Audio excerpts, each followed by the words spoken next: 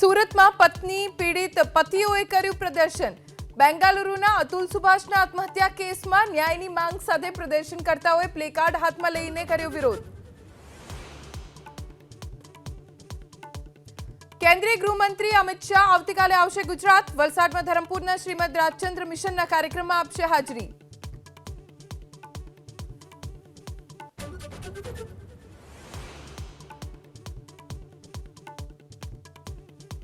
દિલ્હીમાં ગેરકાયદે રહેતા બાંગ્લાદેશીઓની ઓળખવાની ઝુંબેશ યથાવત। 15 બાંગ્લાદેશીને દિલ્હીમાંથી દેશ નિકાલ કરાયા।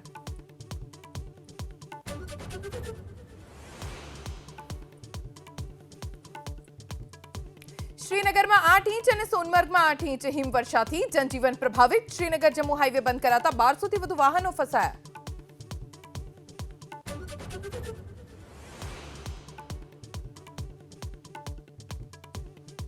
મન કી બાતમાં પીએમ મોદીએ મહાકુંભને લઈ આપ્યો એકતાનો સંદેશ। કહ્યું, મહાકુંભમાંથી એકતાના સંકલ્પ સાથે પાછા ફરો। આપણો સમાજ ન થવો જોઈએ વિભાજિત।